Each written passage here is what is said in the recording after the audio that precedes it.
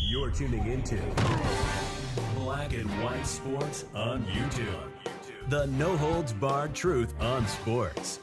The main event starts now. All right, Black and White Sports supporters, we're going to talk about two teams that we cover on this channel a lot, the Broncos and the Browns. A little bit more Browns heavy in this because we got to talk about Deshaun Watson's status for Sunday. He did finally bless everybody with his presence talking to the media and what the hell's going on. He blamed himself, I guess, for playing last week. There's a lot of controversy around Deshaun Watson ever since the I Quit fiasco against the Ravens right before the Ravens game started. And, of course, there's just a lot of spotlight around him and Russell Wilson, who is also the subject of this video, because we're going to talk about the New York Post releasing the top worst NFL trades in the history of football. Both these guys have made this list high. Okay? High. So we will get to that very quickly. Let's dive in to Deshaun Watson on whether or not he's going to play. This is Miles Simmons over at PFT. Deshaun Watson told reporters on Thursday that he's unsure if he'll be able to play on Sunday. My guess is he's not playing. That's just my gut feeling. Quote, just following the medical protocols, we'll just go from there. Watson was officially a limited participant in Wednesday's practice with his right shoulder injury he suffered in week 3. He said his shoulder responded fine after the day's work. It's getting better and better each and every day. Watson said the arrow is going up. The process has been very, very good, and we're just steady, going day to day, making sure that we're doing everything we can to build that strength and everything. Watson noted that after his limited playing time against the Colts, resting last week likely helped. Quote, I guess it did. You guess? Watson said the biggest thing was they don't want to put me in a spot where I re-injure the shoulder, so there's a fine line that you've got to play with. You've got to make sure you're doing all the stuff that you need to do before you get back out there. Watson said there are some hurdles. By the way, he did not put a percentage or tell anybody what those hurdles were. Quote, I told the guys I was ready in Indianapolis. That was my decision. And look, I was ready. So I tried to jump the gun a little bit, and it didn't go our way. So at the end of the day, you've got to listen to the experts. This is my first time dealing with this. So, of course, I know my body. So I'm keeping track of everything that I'm doing, letting them know what's going on, what's good, what's not good. So I guess we'll all be on the same page and all feel right when the time comes. If he can't start, it's P.J. Walker again against Arizona. By the way, Kyler Murray may make a cameo appearance in that. Yeah, you heard me, Kyler Murray.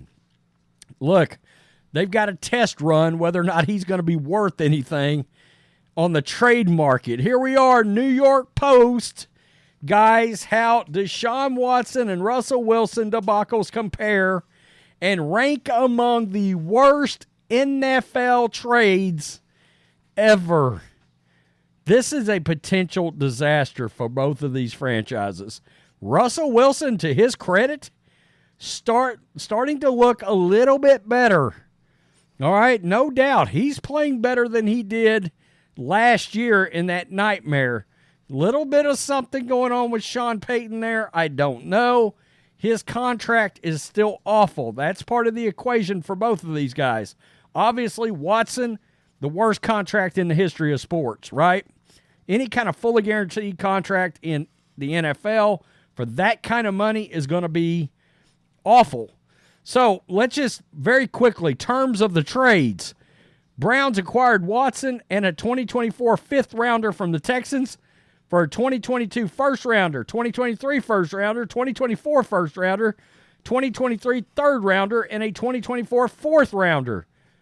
Good God, the Texans just pulled off a heist. Broncos acquired Wilson and a 2022 fourth-rounder from the Seahawks, also pulled a heist.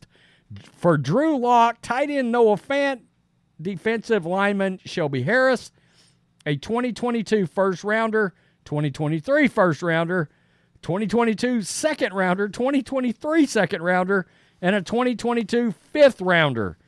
My God, it really is a coin toss which one gave up more there, but Russell Wilson's got two things going for him.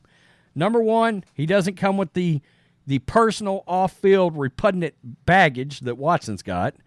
And for the most part, Russell Wilson stays healthy and on the field. Now, some weeks, Browns gave up 3 first-rounders to the Broncos too, fracturing their relationship with former number 1 overall pick and playoff game winner Baker Mayfield in the process. But the Broncos gave up a bigger overall haul in terms of creating a void on the roster, especially when considering that the Broncos, who were expected to be Super Bowl contenders, struggled so badly during Wilson's first year that all 4 and second rounders, all 4 first and second rounders wound up as top 40 picks for the Seahawks, including Charles Cross, Devon Witherspoon. Both of those guys contribute a lot for the Seahawks. Texans wound up with an extra first rounder, C.J. Stroud and Will Anderson. Ouch. I mean, seriously, ouch.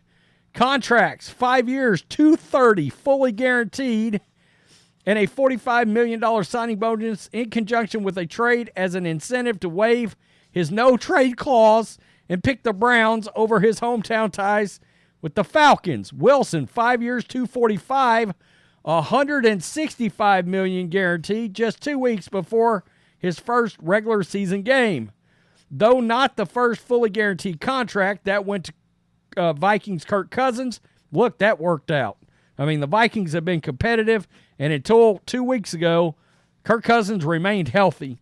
Watson was by far the largest deal of its kind, changed the demands that quarterbacks make during negotiations. The dead cap charge for Watson's deal is more than the cap hit to keep him. It's 40-something million a year to keep him, $63 million in dead cap money to release him. All right, so it's ugly. If the Broncos wanted to part ways with Wilson, who seemed to be butting heads with his near handpicked head coach Sean Payton, the dead cap charge would be $85 million, or about double the biggest dead cap charge in NFL history. Watson's salary, $17 million, and an option bonus, $8.4 in 2024, are manageable for a new team if the Broncos want to cut their losses and trade Wilson. Who's going to do that? Records since the trades. Watson, 6-4. Browns are 11-13 overall. Look, part of this has to be health. Has to be health. You've missed games from a suspension, and you've been hurt. All right? I think we got a clear-cut winner here, but we'll keep going. Wilson, 7-16. Broncos are 8-17, showing signs of life. Texans, 6-17-1, look much improved this year. And, of course, the Seahawks leading the NFC West, 14-10. Jacoby Brissett threw for more yards and touchdowns in 11 starts for the Browns last season, while making $5 million. Watson has in earning about $91.4 million over the first 2 seasons. Ouch. The unexpected rise of Wilson's former backup, Geno Smith, has changed the fortunes for the Seahawks. Now here's the numbers. Watson, 59.6 completion percentage, 78.5 passing yards, 11 TDs, 8 picks, 32 sacks. Wilson, 62.3 completion, 223 yards, 32 touchdowns, 15 picks, 81 sacks. Part of the sacks number they talk about is the fact that Russell runs more than Watson. They go on to talk about the controversies, right?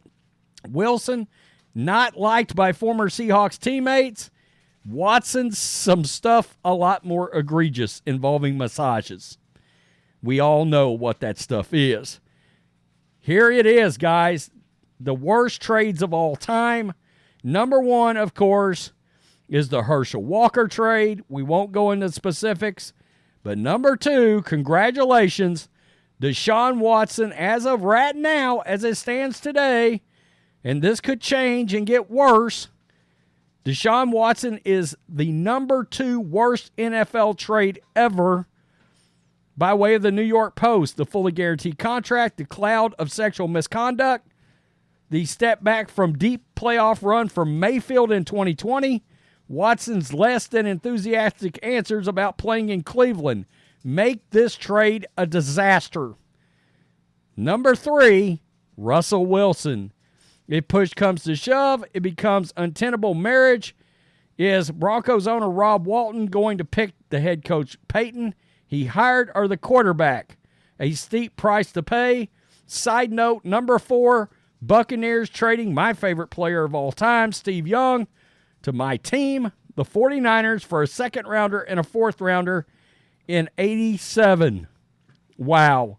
Young was 3-16 with the Bucs, but he waited his turn until Joe Montana left and became a 6-time passing leader, Super Bowl MVP, and a Hall of Famer. Goes on a honorable mention, Randy Moss to the Patriots. Falcons trade Brett Favre to the Packers. So, there we go. I mean, I went through that as fast as I could, but push comes to shove. As of right now, Watson looks like the second worst trade in NFL history by way of the New York Post. Russell Wilson, the number 3 worst trade. Both of them basically coming right around the exact same time. It's been a nightmare. It truly has been. But, look, I think there's starting to be real separation as of this point between Watson's injury and Russell Wilson starting to flash this Broncos team looking a little better. Sean Payton getting his culture in there. As of right now, I think it's pretty clear. It is Watson ahead of Russell Wilson in the worst trade category. Look, nobody knows. Look, we talk about Watson and the injury. Nobody knows if the guy can even play, if he's even still good. Because when he has played in the games that he's been back 10 games total, 10 part of 11, maybe 11 games total, it's not been good. I think he's got one good game out of 11. Again, he set out a lot of time. Boy, this could end up being bad. Tell me what you think, black and white sports supporters. Wow, covered both quarterbacks in one video. Peace them out.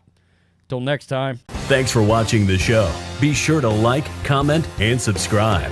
Be sure to tune in next time on Black and White Sports.